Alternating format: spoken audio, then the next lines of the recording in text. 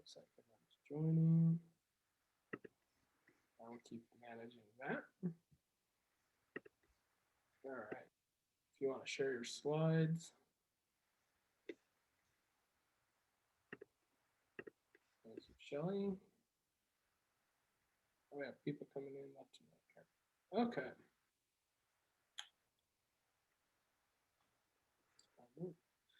All right, I'll get started then here.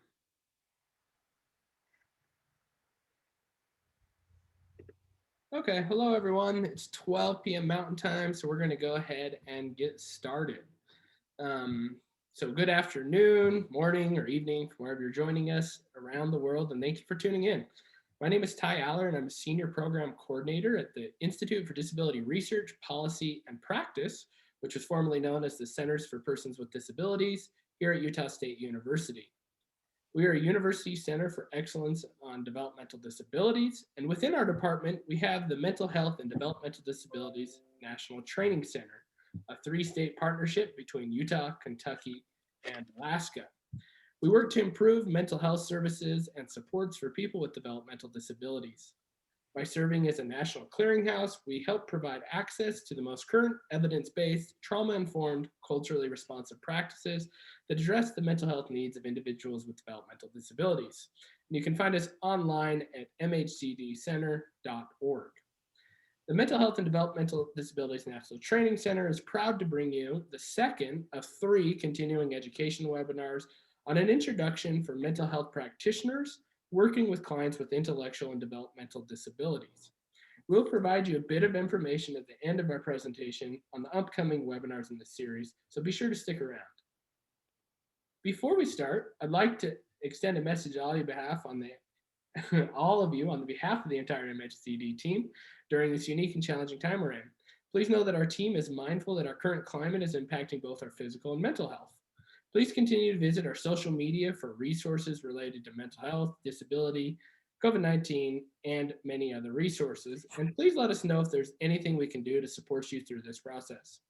Again, you can find us at mhdcenter.org or MHDD Center on Facebook, Instagram, and Twitter. Now, it's my pleasure to introduce you to one of our presenters, Dr. Shelly Upton, and then I'll introduce myself right after. Dr. Upton is a postdoctoral fellow at Utah State University. She received her PhD in school psychology from Louisiana State University in 2020 and completed her pre-doctoral internship at the University Center for the Child and Family at the University of Michigan, where her primary focus was providing services to children with autism spectrum disorder, attention deficit hyperactivity disorder, and specific learning disabilities. Dr. Upton's research focuses on the utilization of mindfulness-based interventions and acceptance and commitment therapy.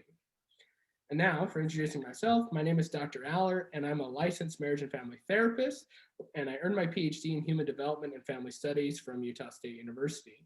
I currently serve as a Senior Program Coordinator at the Center for Persons with Disabilities, and I focus on training and practice and applying trauma-focused cognitive behavioral therapy and acceptance commitment therapy with individuals with mental disabilities. I enjoy conducting research around psychological flexibility and working with individuals with autism, and I will make sure to work on introducing myself in the future. It's kind of weird changing it from third person. So just to let you all know, the webinar is being recorded and will be available in the future on our YouTube channel and website. And lastly, we'll be sending out a follow-up email after this live webinar with a post-evaluation that we ask you to please complete so we can learn and improve our future webinars. And also in that email will be the instructions on what to do to receive continuing education credit that is offered through the Utah Psychological Association and the Utah chapter of NASW. Whew, that was a long-winded introduction. So now we'll get here to the slides. I don't really need to do the introduction yet again, but today we're going to be talking to us about the case conceptualization and how to think through assessment. Our main 2 objectives here is going to be identifying and assessing biological, psychological, and social factors that influence mental health outcomes. So it's really using that biopsychosocial model to kind of guide information gathering when we're working with clients with IDD. And then how to use this to inform our case conceptualization and picking treatments. We're not going to get into treatment adaptations because that's actually the third piece of our 3-part webinar series that will be offered in 2 weeks. But we'll start, you'll see a lot of foreshadowing throughout this. Just to kind of go over a little bit of Zoom etiquette for all of you, we have closed captioning going on that you can see. We'll have discussion questions that might come up throughout. Actually, now that I just thought about that, Shelly, I don't remember if we have any, but we might pose some as we go, and feel free to jump in on the chat and provide them. I'll be monitoring that because Shelly's going to be taking us away through most of the content, and I'll chime in as we go. And we just ask that you leave your video off and actually leave both your sound off as well, because it just helps with the recording as we try to put it onto YouTube. We'll save the last half an hour, 1 to 1:30, for questions. So Shelly and I are going to be going pretty rapid fire through the content. I'll interject if there are comments that I feel like will be useful to address on the slide. Otherwise, we'll try to save those for that half an hour, and we'll stick around and really chat with y'all. So without further ado, I'm going to turn over the time to Dr. Upton here. She's going to take us away. Thanks for joining us, guys. Thank you, Ty, Dr. Aller. Hi, everybody. Like Ty said, I am Dr. Shelly Upton, and if you were with us a few weeks ago, welcome back. If this is the first time that you're joining us, I'm gonna just do a little bit of a review from last time. So we talked about how people with developmental disabilities and intellectual disabilities experience mental health issues just like everybody else. About 30 to 35% of these individuals also have mental health issues. And oftentimes, these mental health issues are attributed to their disability and may not be properly treated. So we want to make sure that we're not doing something called diagnostic overshadowing, because it may be that their symptoms are secondary to their disability, but it may be that they're primary. And so we need to focus on their emotional experience rather than just trying to eliminate what we might call challenging behaviors or what other people might call challenging behaviors.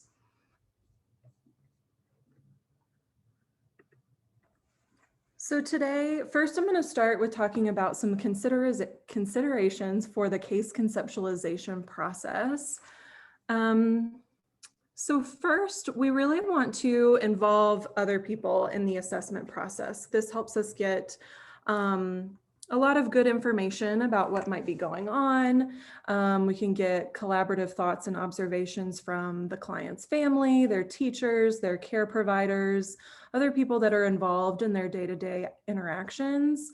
This can give us really good information about their functioning throughout the day, if they're at school or if they're, at a day program. What are their symptoms looking like when they're, in their everyday life? Because we only see them perhaps an hour a week. If we provide a lot more care than that, then we might see them more often, which would be great. But sometimes we only see them for a little sliver of their life. And so it's good to get a lot of collaboration. It's good to get a lot of collaboration from other providers in the person's life.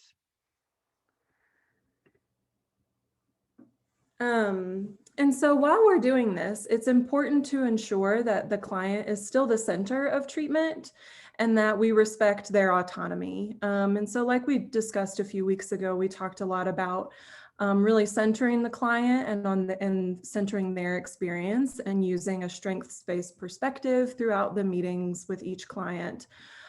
Throughout each meeting with the client so that we can focus on what they're doing well and hopefully bolster those things while also working to help with their emotional experience. So when we're doing this, we want to provide opportunities for the client to meet with us without their caregiver. We want to ask if they would prefer that they leave the door open or closed for privacy if we're meeting somewhere in like a community health center. we really don't want to, we want to discourage caregivers from raising complaints about the client while the client is present, because we just want to make sure that we're protective of them. And if they're, following along with that strengths-based perspective, if they're hearing a lot about problems, no one likes to hear that. So we want to make sure that we are being mindful about how we're talking about whatever complaints the caregiver has, and not let that happen in front of them. We want to make sure that we address the person directly. So addressing the client directly and encouraging them to ask questions. And so I'm sure many of you know, if you're meeting with somebody who has a disability, their experience most of the time is that people are talking around them or they're talking through them. And we want to make sure that we are talking to them directly.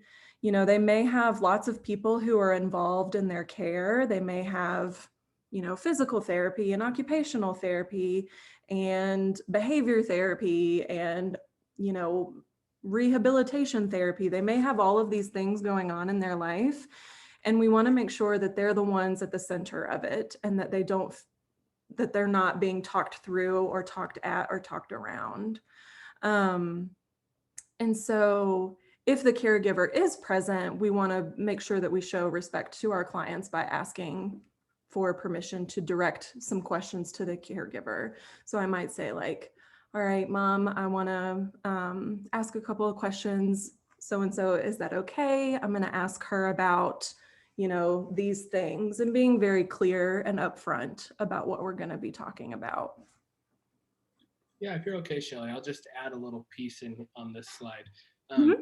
Actually, interestingly, in my last week of working in my private practice, I had a situation like this come up. And so I just wanted to highlight maybe some of the things to consider. This slide, I think, is really important because it might feel different than working with other clients without developmental disabilities. So what I might encourage is actually having a game plan before you go in, and being mindful, because a lot of the parents that I've worked with kiddos with disabilities, they'll explain that many providers have shifted them away, and they're already feeling really frustrated and overwhelmed that mental health providers won't serve them. And because of this, I've experienced some parents that come in with a lot of distress and they just unload right in front of their kiddos. And often it comes across as really deficits based and like complaints about their kiddos. And I actually had this happen to me just this last week. And I was even helped prepare these slides. So one of the things I think that we can do is prevention in, orienting ourselves to this.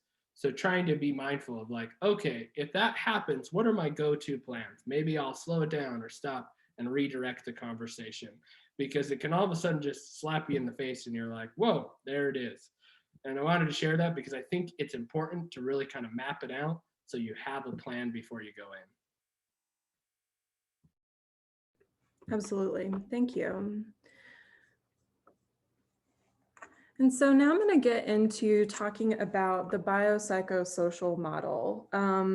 So this is a mouthful, it's a long word, but it provides a framework for us to take into all of these different contexts for a more holistic assessment. So we want to take into account a person's biological factors, psychological factors, and social factors that might influence their overall well-being, their physical health, and their mental health. And so all of these interact with each other, influence each other, and are important to help us conceptualize what's going on with our clients. And so I'm going to talk about each three specifically, and then we'll go through a couple of examples as well. So biological factors, we know that physical health issues can occur at a higher rate in certain developmental disabilities populations than in the general population.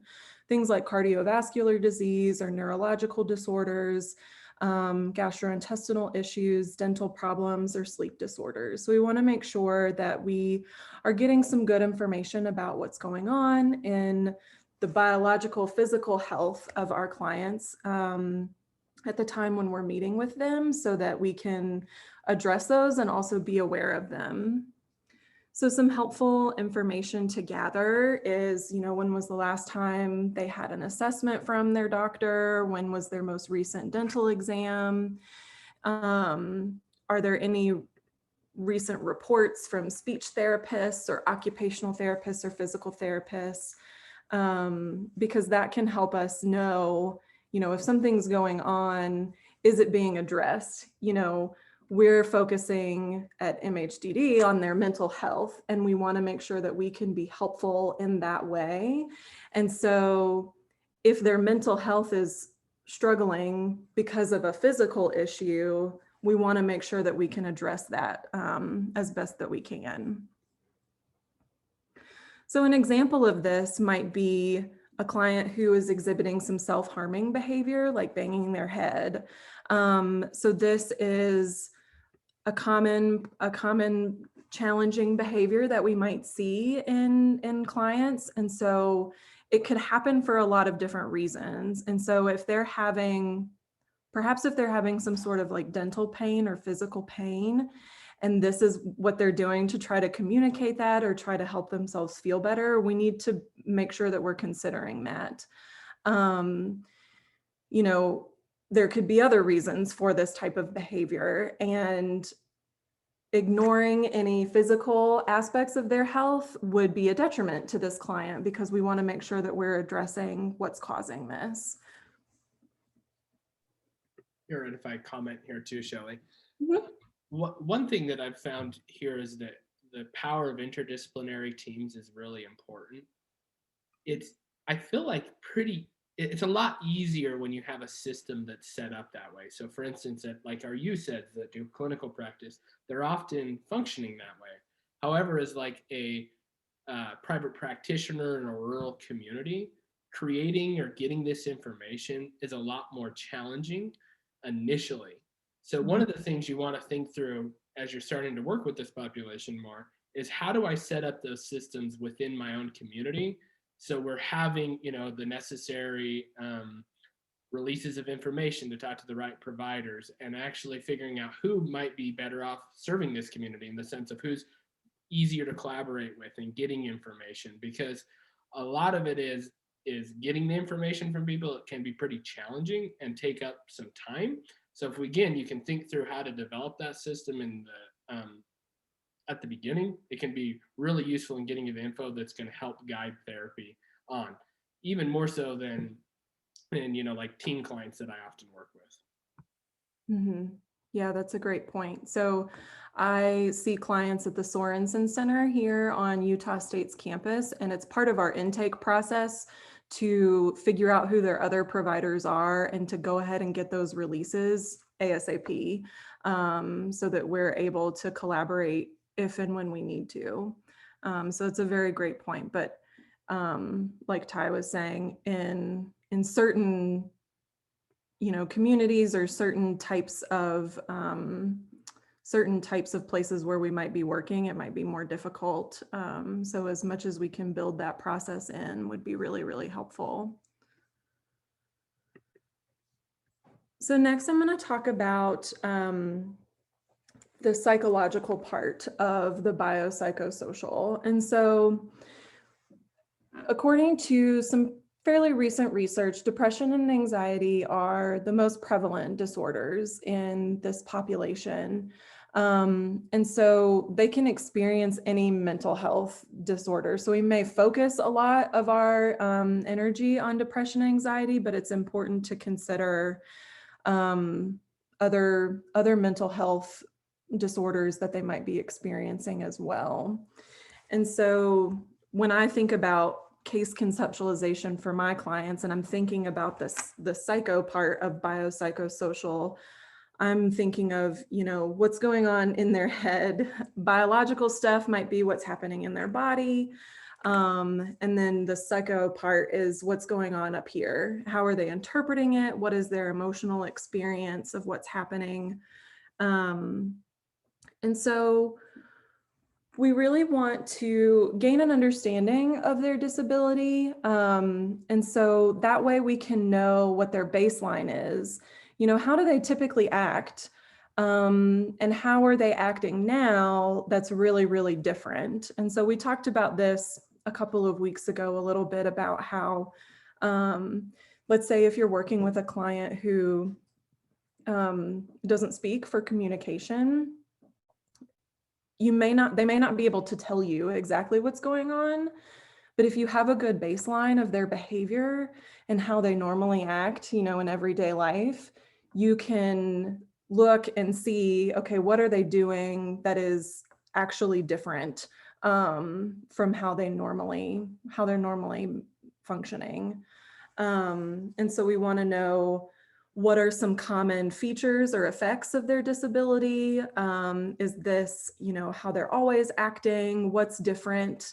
What's really impairing their functioning? And if they're able to tell us directly, great. If they're able to communicate with us, great. But it might be possible that we need to ask somebody else who knows the client really well to help us identify what their baseline is and how they're kind of typically acting in everyday life.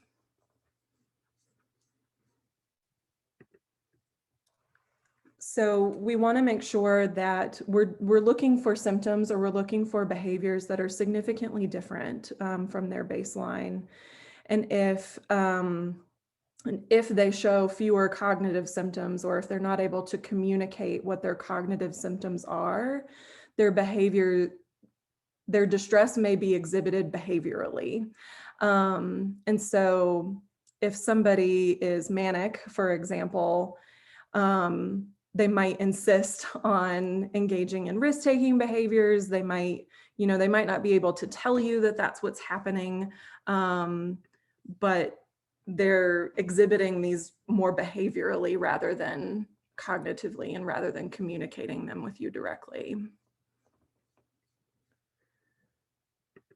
We can also directly assess symptoms with our clients. And so I want to say that, or I want to highlight here that most of our assessment measures were developed and normed and studied with populations who don't have disabilities. And so that doesn't mean that we can't use them. It just means we need to interpret them in their context. So for example, the Beck Depression Inventory, the BDI, when you score it, it has bins of like this. These are mild symptoms, moderate symptoms, severe symptoms. And so because those questions were developed with people who don't have disabilities, they may not be the most appropriate for somebody with a developmental or an intellectual disability. It doesn't mean that that measure isn't useful. What it does mean is that, we might lower those cut scores. So if, for example, the score of 15 means that you have mild symptoms, we might want to look and see what they're endorsing. And it may be that we look at a lower score of having mild symptoms. And so there are measures that are emerging that are specifically developed for these populations, and I'll go over an example here in a second. But there's no kind of gold standard comprehensive instrument that we can use. And when these measures are developed, it's difficult to get representative samples as well. As you all know, a developmental disability looks very different from one person to the next.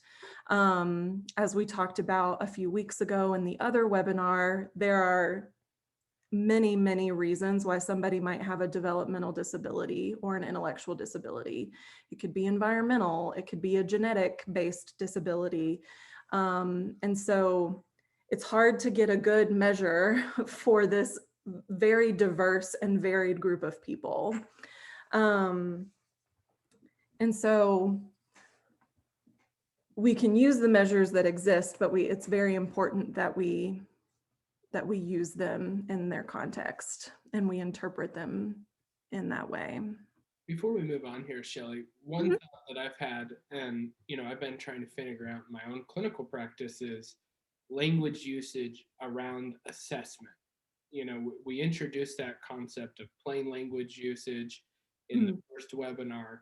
And I'm just curious if you have any thoughts around language use around assessment, because often the words that we use to describe psychological phenomena are not really accessible. And so I'm just curious if you have any general thoughts around that that might be useful for the group.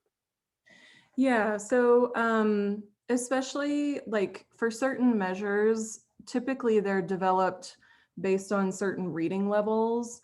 So if you know, for example, that your client might have a certain level of reading, you may want to use that measure that's developed perhaps for children if their reading level is a little lower. You want to adapt your language while you're talking about it based on what they're able to understand, and check for understanding throughout. Because you're right, they may not be using the words that we're using when we're asking these questions. And something that is helpful for some measures is they might ask the same question in multiple different ways. So on things like the BDI, the Beck Depression Inventory, or something else, they might ask about the same symptom in a couple of different ways. So we may need to do that as well when we're interviewing somebody. Asking the question a couple of times in a few different ways so that we're ensuring that they're understanding what we're saying. And you may not want to call it an assessment when you're meeting with them, because assessment or evaluation, that might make them think of, the day-long thing that they have to do to get their SSI benefits or whatever. So even using words like assessing you might create some feelings, because if we're providing like mental health therapy, we're providing something different, or we're doing something different when we use the word assessment and when we use the word evaluation. Does that help answer your question? Yeah. Yeah, Okay. thanks, Shelley. I think one thing too I'd add in here is Mm-hmm. strengths-based language and strategies, especially with this population, is so crucial. In my experience working with kiddos with developmental disabilities, they often come in with this very deficit-based model that the medical field's handed them, and they often feel like, I can't do things. And one of the things I think is most important for providers is taking this strengths-based perspective and saying, like, no, I believe in your full capability and abilities in whatever you want to accomplish. We need to figure out how to adapt services to better serve the population. And that does take some time and commitment, but I think it's worth it. And I'm going to keep hitting that key on the keyboard as we keep going today, because I think it's missing from a lot of trainings that we often see. Yeah.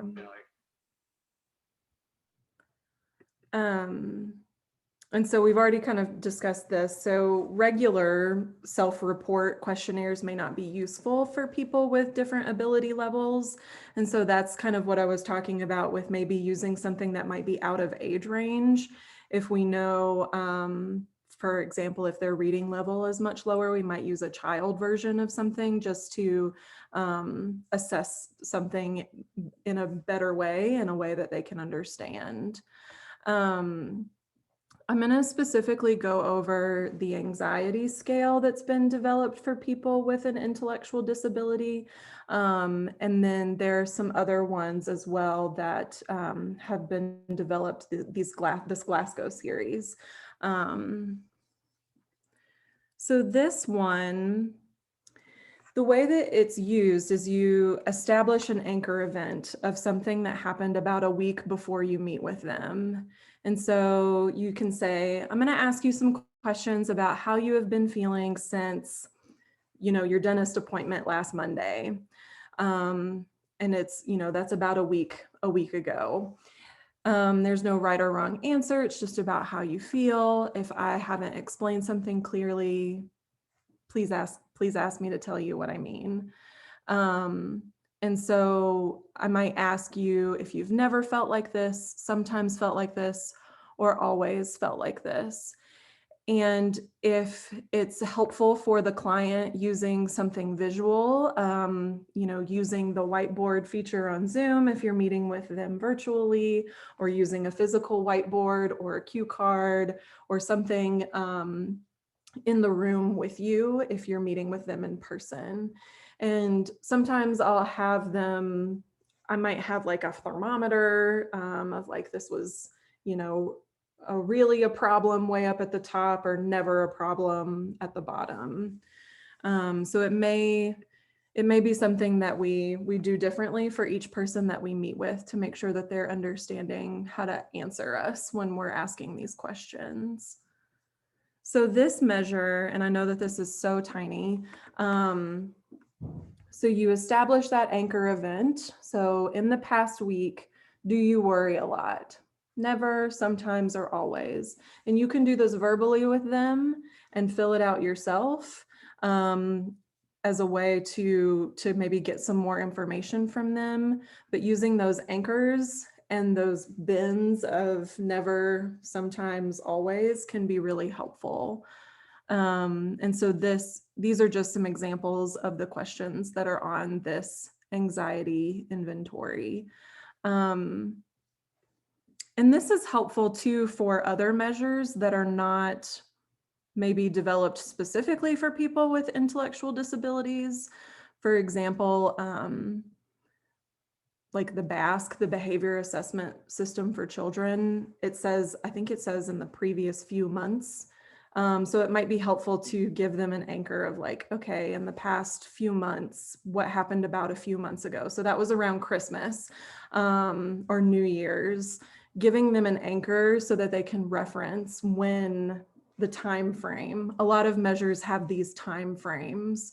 The Beck Depression Inventory is 2 weeks, for example, because that's about how long like a short depressive episode lasts. So its time frame is 2 weeks. So it's helpful to do that for any measure that you're giving somebody.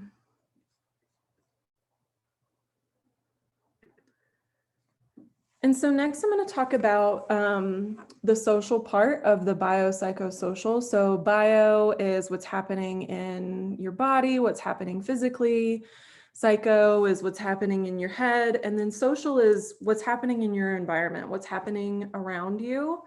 And this includes people in their social support system. So we want to make sure that we understand who is in their support system, who is with them every day. Is it their family? Is it their friends? Do they go to school? Are they in religious groups? Do they belong to a community?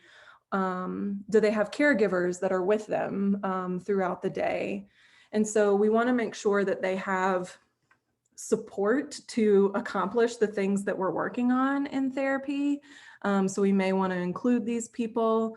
But when we're doing this assessment and case conceptualization piece, we want to make sure that we understand as providers who their social support system is, so that we can include them in this process. And so we want to ask directly about any possible social stressors that may have happened recently. Of course, this is not an exhaustive list, but it could be financial difficulties, changes in family structure, somebody's moving out of the house or moving into the house, especially around COVID. People may not be seeing people that they used to see all the time, or people may be moving into the house if they, have lost a job. We want to understand if there's been any abuse lately, what the quality of their relationships are with their family and their friends. Is there any substance abuse going on? And then any discrimination that they're feeling. Something that, we may feel is traumatic to us may not feel traumatic to somebody else. Something that somebody else thinks is traumatic, I may not think is traumatic. So we want to get an idea of what they find stressful in their lives. And so like we talked about a few weeks ago, People with intellectual and developmental disabilities often experience discrimination and or bullying because of their disability. And so we should also always consider that an individual may belong to multiple marginalized groups. You know, if they're older and they're experiencing ageism, or if they belong to a racial or ethnic minority, are they experiencing racism in their daily life? There are multiple kind of intersecting oppressive groups that can really impact somebody. So we want to consider what might be going on in this person's life that is not related to their disability, because we know that their disability may cause some discrimination or maybe the reason for some discrimination, but they also may be getting some discrimination from these other avenues. Um, and another thing that we really want to consider as well is trauma. People with intellectual and developmental disabilities are more vulnerable to the development of PTSD than the general population, so post-traumatic stress disorder. And unfortunately, rates of sexual violence are much higher for people with disabilities than in the general population, as well as being a victim of a violent crime is also much higher. And about 70% of people with intellectual or developmental disabilities have reported instances of sexual, physical, or financial abuse.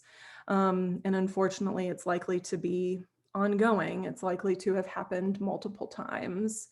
And so this help understanding their daily life and their social support systems and who is in their life and where they go every day can help us figure out if they are experiencing trauma or where that might be coming from. Before we move on this slide too, Shelley, Mhm.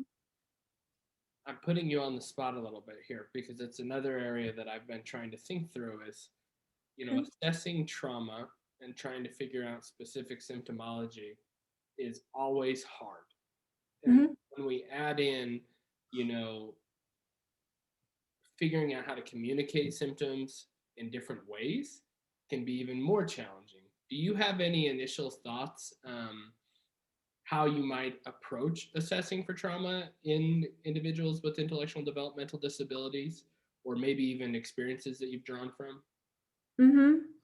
Um, I think one of the thing I'm thinking of a very specific example of a client that I had who did not realize that something that had happened to her was not okay. She was being sexually abused by the driver who took her to her job. Um, and it took a little bit of education at first to tell her like that this is not okay. This is not how a safe adult acts with you. And so even though her experience, she didn't have a lot of symptoms of trauma, she wasn't developing PTSD, but it did require a bit of education on our part to talk with her about what is okay behavior and what is not okay behavior. And so on this slide, I talk more directly about assessing for this. So it may be difficult to know if a traumatic event has happened, if they have communication difficulties and they can't tell us what happened. And so we want to consider a caregiver's perspective. This is where it can be helpful to get collaborative collateral reports from other people, and also giving them an opportunity to meet with us alone if in the unfortunate event it is their caregiver who is the one perpetuating the abuse. And something that, like I mentioned a couple of minutes ago, something may be traumatic for somebody if it's a really big disruption to their daily life. That might be something that really affects them and affects their day. and they may view it as traumatic, whereas I may not view it as traumatic if I move or have to do something different in my daily life. And so this is where it's really good to have this biopsychosocial model, because we're looking at a person in their entire context. You know, what is going on with them physically, psychologically, socially. If we have a good understanding of how all of these things are, if we have a good understanding of how they are at baseline when everything is going great, we as providers will be better able to tell, okay, there's a change in baseline. You know, all of a sudden they're scared to get on their bus to go to work. Why is that? They're never scared to get on their bus to go to work, but now they're acting, you know, frightened, or maybe they're crying before they have to go to work. And so that maybe signals to us something might be happening that we need to investigate. So signs of trauma. For people who maybe have a more mild developmental disability or a more mild intellectual disability, their presentation of PTSD or other stressor-related disorders could be very similar to a typically developing population. And so people who have maybe more severe developmental disabilities or severe intellectual disabilities, their presentation might be more complicated, more of a mystery to us if they're not able to tell us what's going on. And it could involve different or more severe symptoms. The example that I gave earlier with the head banging, you know, that could be because they're in physical pain, or it could be because they're feeling an emotional experience related to a trauma that they've had. And so it may be really difficult to parse out if that is happening. And so some other signs of trauma that we want to look for in people who have maybe more severe disabilities: aggression, self-injury, if they're suddenly withdrawn and they're not normally like that, or if they're isolating themselves, avoiding stimuli that might be associated with the traumatic event.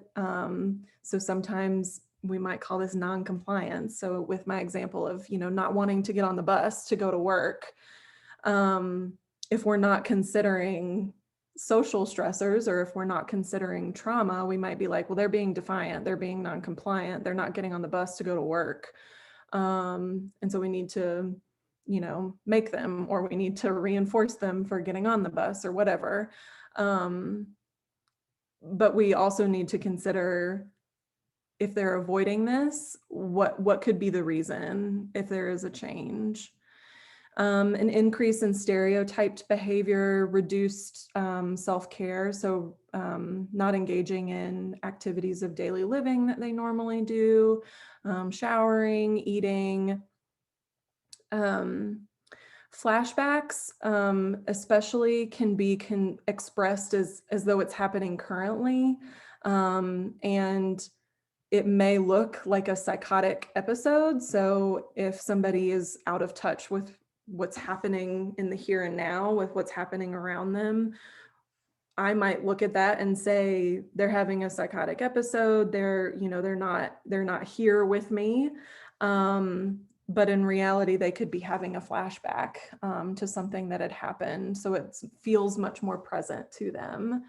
And they may act out the traumatic experience as a way of processing it as well. Shelley, a quick question on this slide. Sorry to interrupt there. We had two questions in the chat that I think would be useful. One is kind of looking for visual tools for various problems. Mhm. I know in my experience working with speech language pathologists, they're much more versed at those, and I know you have some experience there, and maybe you could speak to that. And then the second question was, what could be considered stereotyped behavior? So are you familiar with any tools that might help visually explain some of these problems that could be used clinically, and Mhm. an example of stereotyped behavior?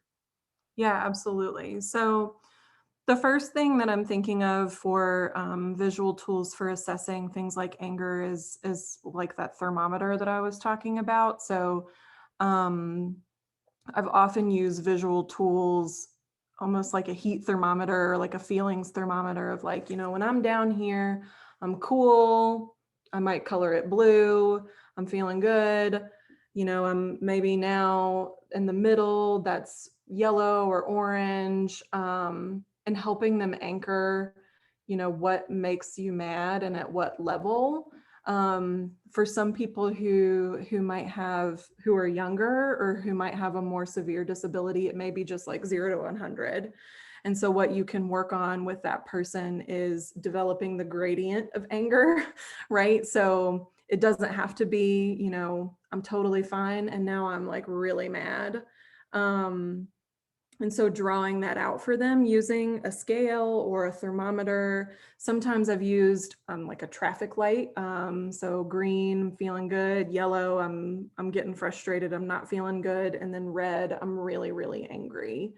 So those are some visual tools that I've used for anger specifically. And then once you can help somebody understand where I'm at on the anger scale, how do I pick an appropriate reaction to match that, right? So if I'm in the middle of my anger scale, I don't have to, go to my most aggressive or most angry behavior. I can have maybe a middle of the road reaction. So matching my reaction to my feeling is something that I've found to be very helpful in helping people understand their anger. And managing their reactions to that anger. And we can talk more about that in the next webinar too. I could add some like visual examples of those as well. So you can see what I'm talking about, but that's mostly what I've used. And normally I just create it myself. If I can find a free one, that's great. Sometimes I might, make a goofy like clip art version of that. But I find the stoplight is particularly helpful. And then also like a feelings thermometer and then matching my reaction to my feeling.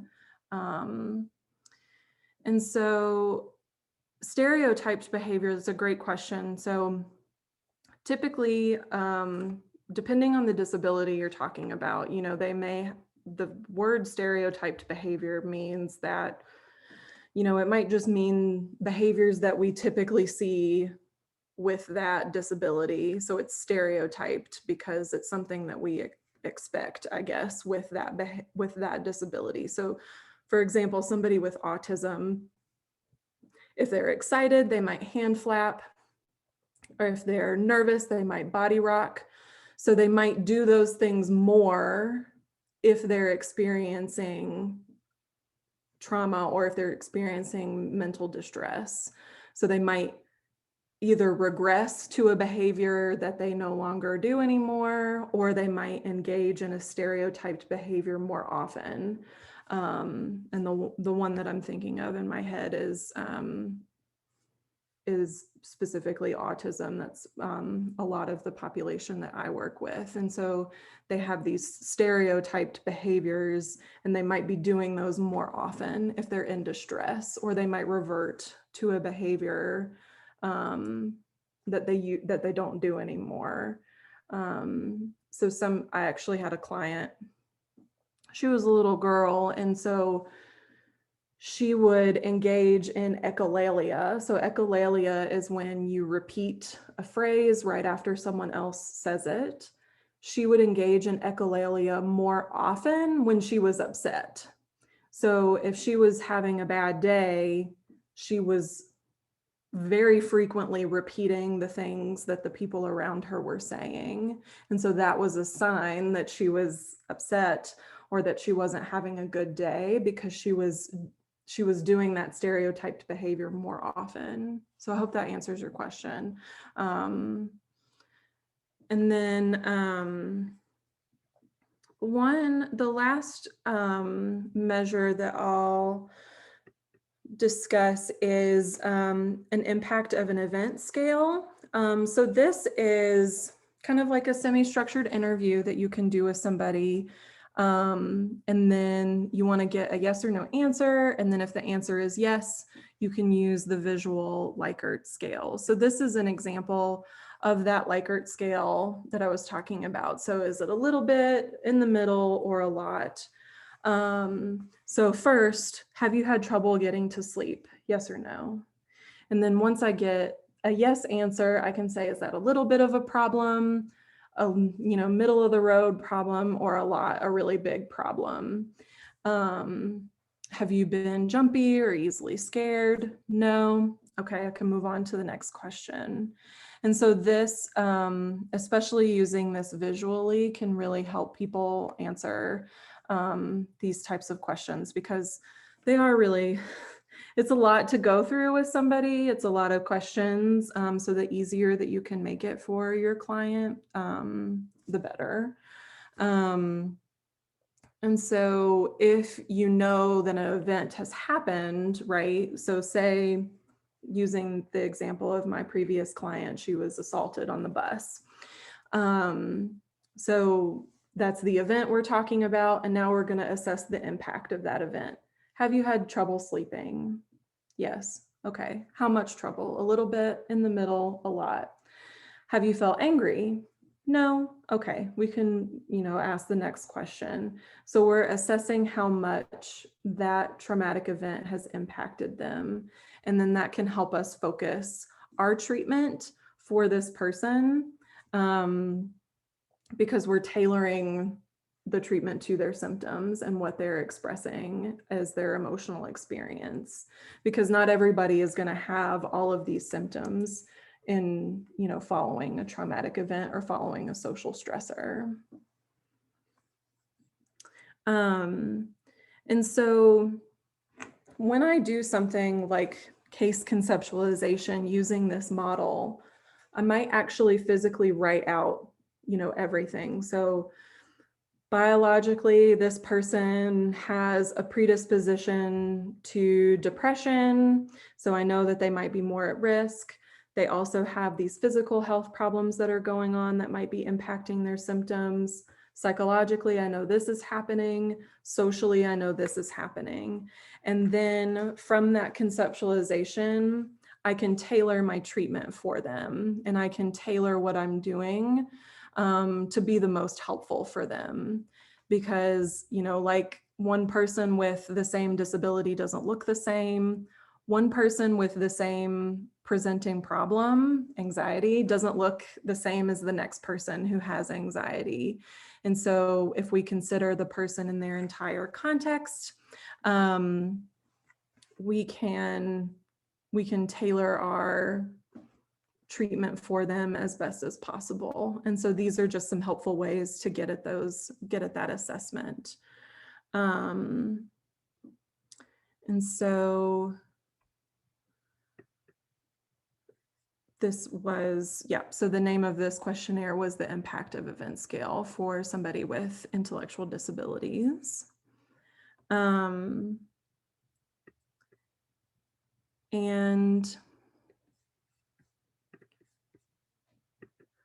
that is the end of my very long talk. I know I talk really quickly and I got through a lot. And so I really appreciate everybody joining. And again, we're going to hang out for a little bit and answer some questions. But before we do that, our next webinar is on March 30th, correct? So it's actually 3 weeks, not 2 weeks. And that will be going over intervention adaptations for people with intellectual and developmental disabilities. So it'll be March 30th at 12 p.m. Mountain Time. And so it will kind of round out this talk. So the first hour that we did was about just considerations. And then this talk was about, how do we conceptualize cases? And then in 3 weeks, we'll go over specific adaptations for interventions and practical skills and things that we can do in person with our clients. And so, Ty, is there anything else you want to add before we switch over to questions?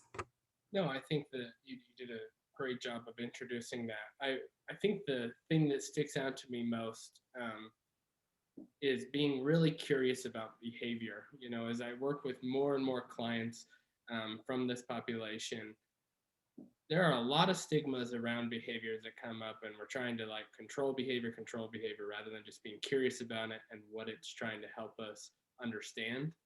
Mhm. And so for me, one thing I always try to, you know, address in case conceptualization or assessing for information is asking myself, you know, what are all of the possibilities that this data could tell me? And Mhm. trying not to put judgment on it, because that has gotten me into trouble before on, you know, making assumptions. And so really it's being open-minded and strengths-based, I think, are the two biggest themes that I always come back to. So there's my last keystroke that I hit for us all. So now what we'll do is, if Shelly, you can stop sharing, what I'll Mhm. do is we'll kind of just stick around until people run out of questions. We have some coming in with chat, and I'm trying to figure out how to get everything back. So give me just 2 seconds to try to change the views here. Okay. Yeah, so somebody asked how to initiate talking with somebody who has negative attitudes toward everybody, uses profane language, kind of thinks that everybody is no good or maybe out to get them. So I think that's a great question. And I think that what I might do in that situation is consider the environment that I'm talking to them in. If they're not comfortable coming in, you know, to my boring office, because it makes them think of providers that, you know, they didn't like in the past or whatever, is there a different way physically that I can talk to them? Can I talk to them on the phone? Can I go on a walk with them? Can I match the environment to something that they're going to be more comfortable in? And so can you it's kind of like a long-winded way of saying, can you meet them where they're at? Can you do something differently to make them feel more comfortable? Can you spend more time developing rapport with them? Because yeah, if you don't have a good rapport, or if they're very skeptical of you, if they don't like you, then you're probably not going to get good information from them. And if they continue to dislike you, if you know, if you continue to have ill rapport with them, are there ways that you can indirectly help them? Can you provide consultation to their teachers? Can you provide consultation to their caregivers? Because they may never like you, you know, they may never want to open up or to talk to you. And when that's happened to me, I try to help them indirectly, if I'm able to. Carol asked, do you incorporate a FBA? Yes, most of the time. So an FBA, a functional behavior assessment. So this is something that's often used in behavioral, like providers with a very behavioral background, BCBAs or ABA clinics. We want to figure out in a functional behavior assessment what the function of the behavior is. Why is the person engaging in this behavior? And I think that if we view FBAs through this biopsychosocial lens, the FBA is that much better, because if we're, you know, considering things like biological factors, social stressors as well, rather than just why are they doing this? Is it for, you know, is it that escape? Is it attention maintained? Is it tangible maintained? Or is it self-stimulating automatically maintained? We may be able to better able parse that function out if we can understand what's going on with them biologically and what's going on with them socially. So yeah, that's a great question. FBAs, I think, can be really helpful. And I also think that we shouldn't ignore the other stuff, maybe the things we can't see, the things that are inside their body or in their environments. But absolutely, great question. Yeah, I have little question here too that, we talked about this briefly as we were prepping this is a lot of information to try to get. And we're suggesting a ton of adaptations. And I remember when I was first starting to learn about this information, I went, wow, how is this going to work in our traditional therapy model of, outpatient care, 53-minute sessions? Mhm. And pacing is so much different. So what do you think? Like, what do you have to say about that, Shelley? Like pacing for people that might be going, yeah, this is all great, but how do I do this in my clinical practice? What Mhm. are maybe some of the takeaways or pointers there about pacing? Mhm. I think that like practical takeaways that I would offer would be having a really good integrated intake process. Spending a good amount of time on this rather than just the first session. Assessment, when we're assessing our clients or whenever we're doing case conceptualization, it's dynamic. It's constantly changing. We're constantly learning new information about our clients. We're constantly learning new information about their environment and what they're going through. And so being having an open mindset, I guess, of like being able to change a case conceptualization if I get new information of like, oh, you actually have a heart condition that's really painful and that's impacting this behavior. And not being afraid to update our thinking about a client and not being afraid to update a treatment plan and tailor it to them. And I think, like we talked about before at the outset, involving people in the process, like other care providers, getting releases of information at first. And then also just being mindful that these are things that we need to be thinking about as we're going through this process. Because I may not have time to talk to all of their doctors and to all of their, all of their providers. But maybe if I know that they have a lot of providers, I can ask them, who do you have the most contact with? Who should I prioritize when I'm making these contacts, when I'm making collateral or collaborative contacts with somebody else, and asking directly, like, what's the biggest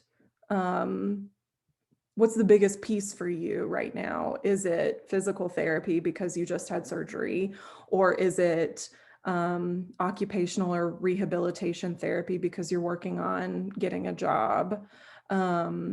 And if you can prioritize in that way, if they do have lots and lots of providers that you don't have time to talk to, I think that's kind of how I would couch it, and how I would approach it, making sure that I can prioritize who I might need to talk to if I'm time limited.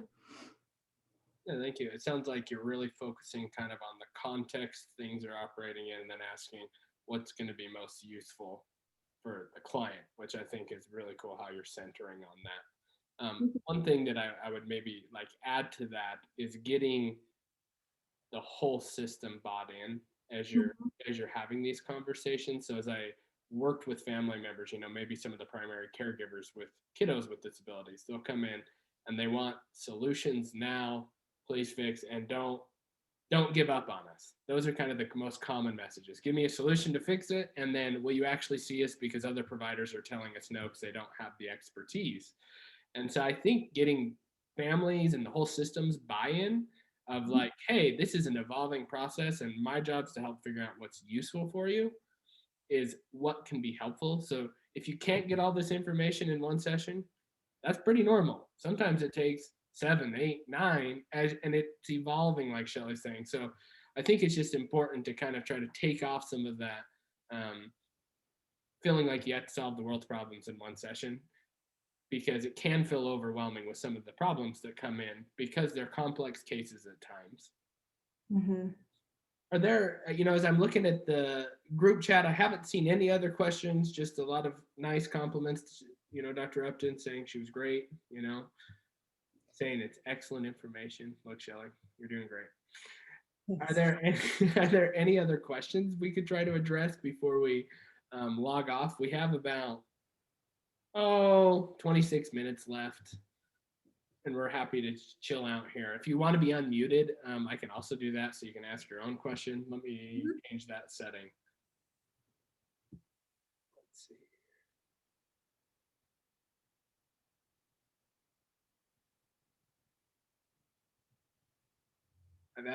I've now changed it where you can start your own video and unmute yourself. So if you have questions, we'll just hang out and chill here for a little bit and try to help out. Yeah.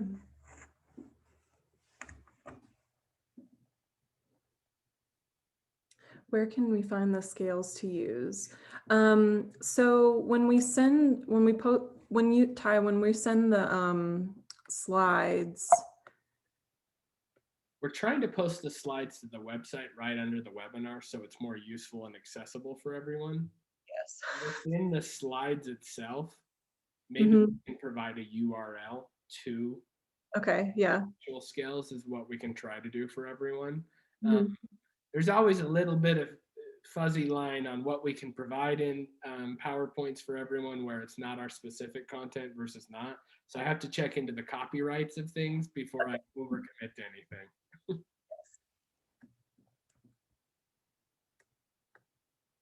And oftentimes if I know, like, if I know I can't post it directly, I might email the people who made the scale and directly ask them for it. And a lot of times researchers will send you stuff. Sometimes they won't, but I might ask directly and just email them, be like, can I have this?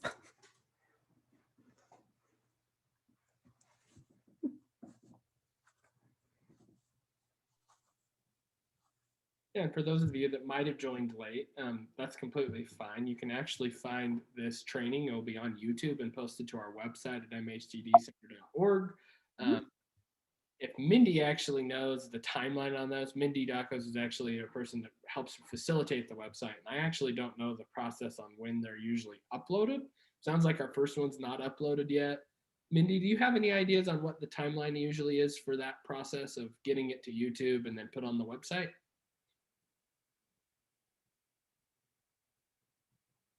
It doesn't take too long. The first one is uploaded to YouTube, but I don't believe it's been added to our actually website yet.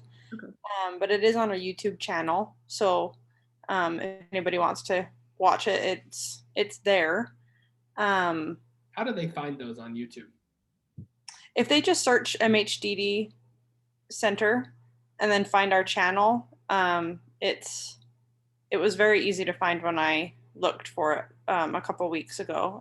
It's one of the most recent uploads to our channel, so it should be there kind of at the top of the list of our things when they click on our channel. Perfect. Thanks, Mindy. Yep.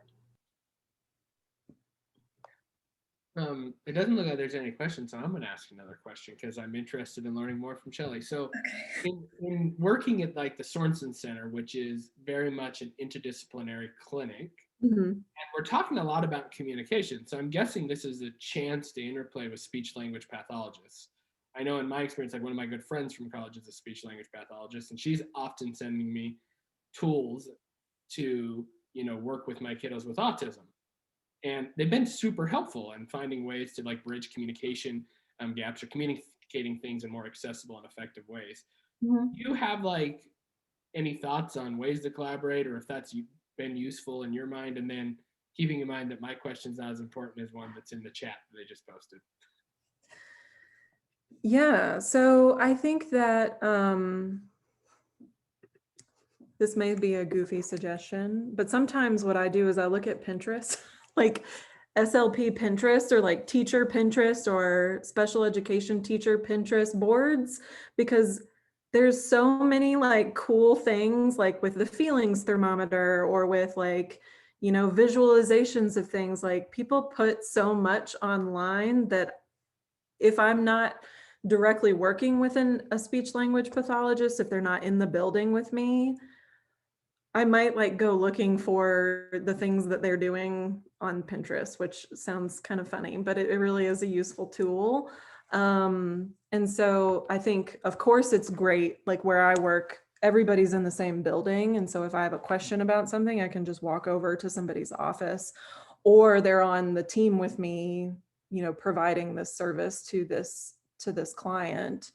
And so if you're able to directly work with them, fantastic.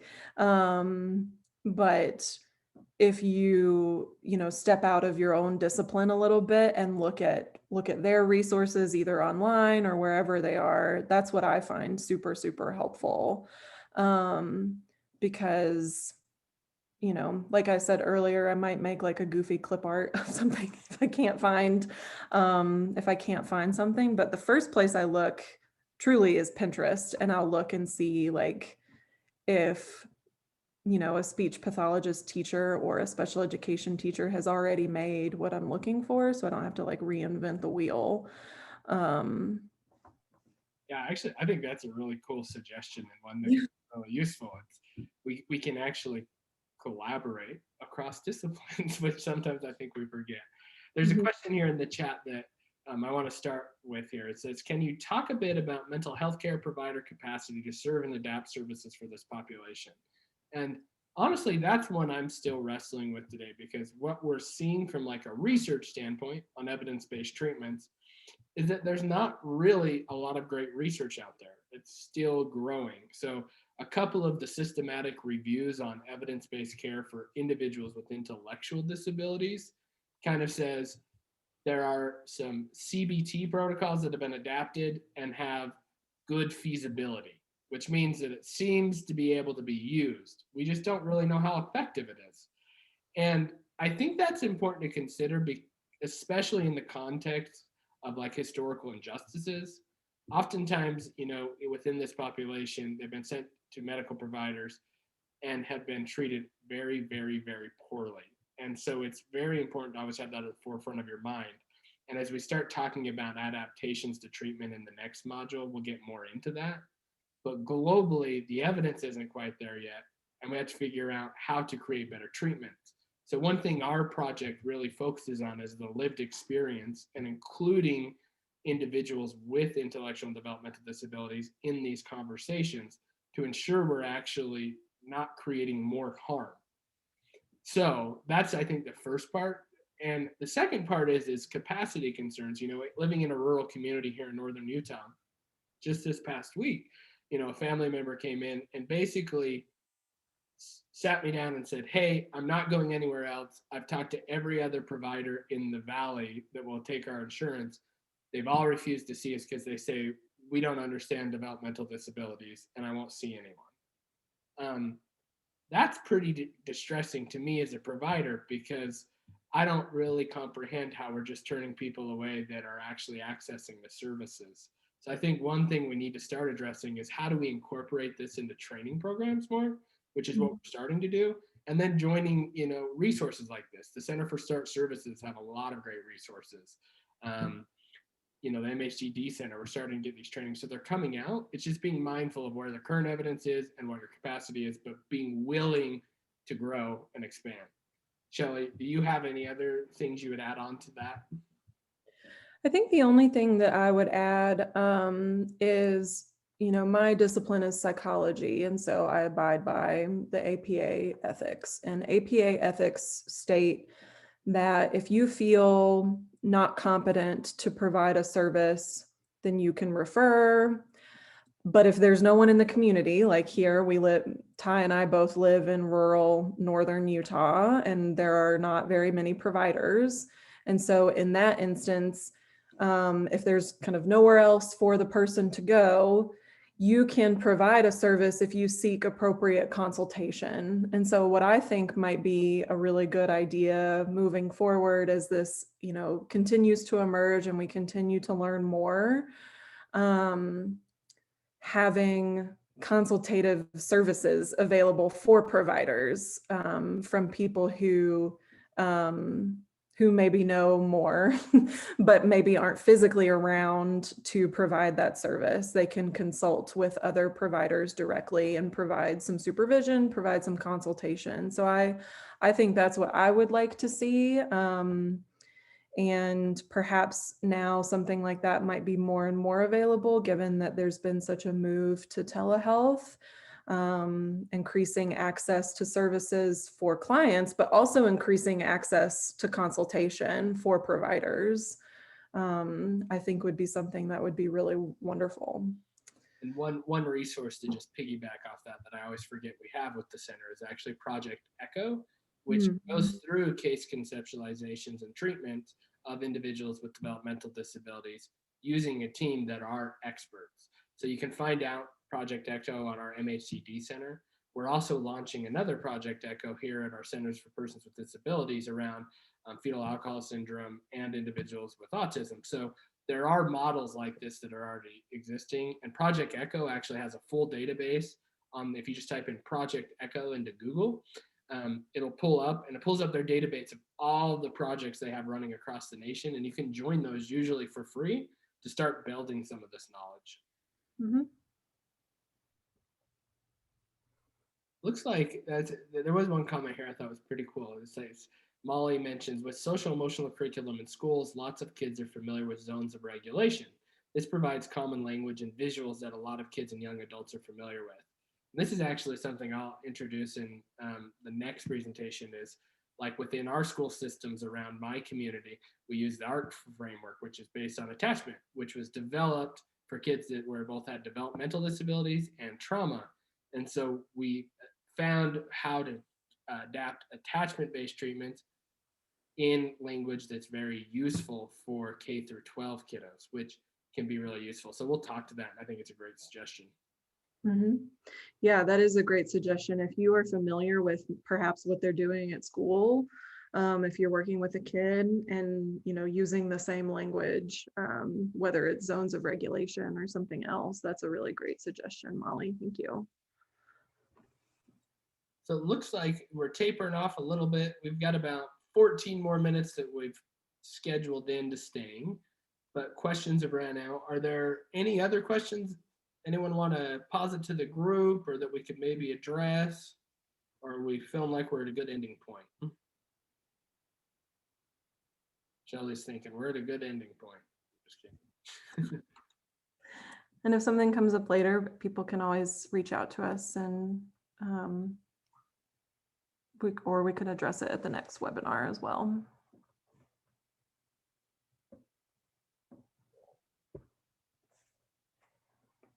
We'll give people just a couple more seconds here to see if they have any other questions they want to ask. Okay.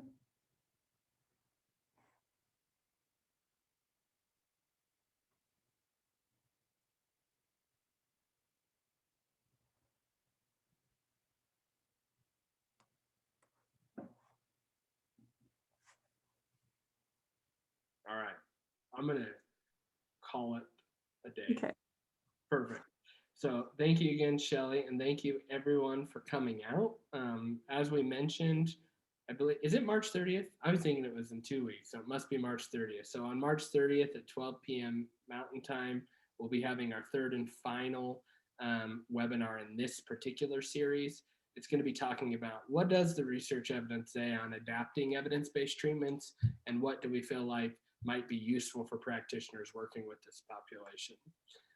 Thanks again for coming out, and thank you for being, actively engaged. It makes it a lot more fun for us putting all the time into it. So thank you, and we'll plan on seeing you guys in a couple of weeks.